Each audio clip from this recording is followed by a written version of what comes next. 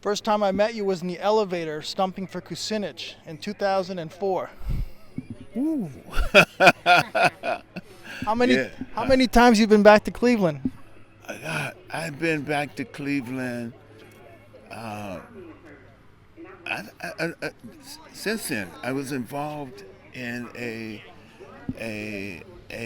campaign for textile workers in Brooklyn. Uh, Dennis Kucinich was out there. When the workers were taking over the factory, making it a co-op? They took over the factory over here in Brooklyn, not far from here. So I find my way because some great things are happening here. What- We have workers who are taking over the factory and making demands, and they don't take they were going to take the deal that was important for them, the deal that's going to strengthen them and their capacity as workers in a community, as a part of a community. And it was amazing being a part of that. Just as it's amazing to be a part of this right now for my sister Nina Turner. Yeah, I know what she's about.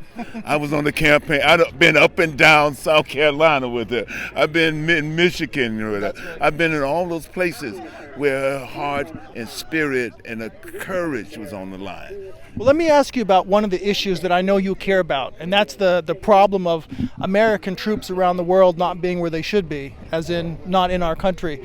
U.S. imperialism, issues that really matter to a lot of people that often don't get a hearing, and we know that it affected this race because of the involvement of outside money coming from right-wingers, the Democratic Majority PAC for Israel. How do you connect to those issues in this campaign?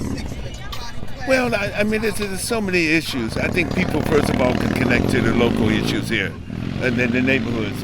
You can drive around Cleveland and know from just someone who's been involved in community development that there's a lot of work to be done, first of all.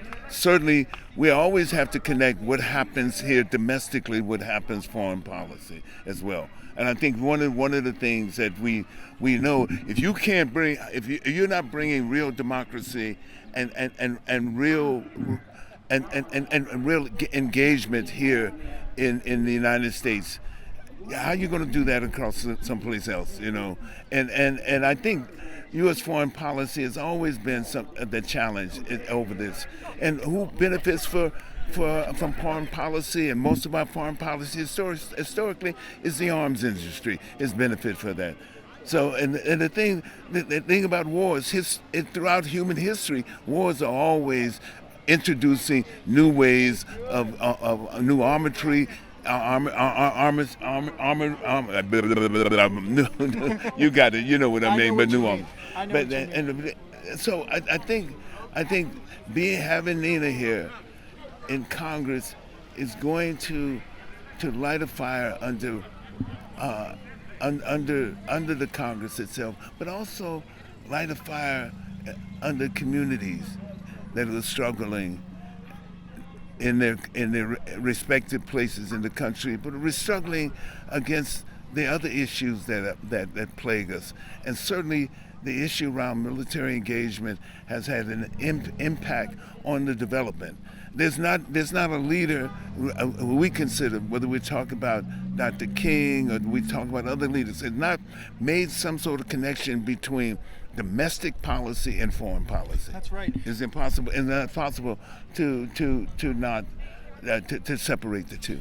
One of the interesting things is that while members of the Congressional Black Caucus were coming to this area to campaign for Brown, Cori Bush and Ilhan Omar, among others, were on the steps of Congress demanding an extension of the eviction moratorium, and they won. And Nancy Pelosi just tweeted out that because of them, they were going to do that extension. Thank you. Say something about this transition of leadership of the black political community in Congress and outside of Congress. What is this moment that we're in?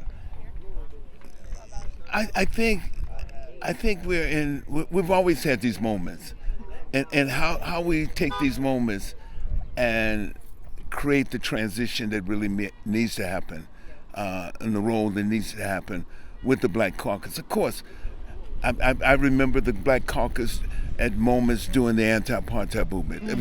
But it was a worldwide issue, It was worldwide, and particularly the issues around Africa. Ron Dellums at the time was a congressman and came from Berkeley and began to put down and lay down different ideas around what the responsibility, our responsibility here in ending the different forms of subjugation and exploitation in developing countries and countries in the global south. So that was all. The war, certainly the war in Vietnam, was a moment as well. But this is a particular moment where the ascendancy of China and the role that China is playing in the world in developing countries really rose. And not the same of the formats that European countries had used before in colonization, but different other kind of relationships, and we have to get on board. I mean, we have to find a way in which we become the architects of a new way of looking at our relationship, not only within the country but outside the country as well. Thank you. And their congresswomen, and members of Congress who represent this new vision of how we are our responsibility, not only at home but also internationally as well. Thank you so much, Danny Glover. All right then, thank you.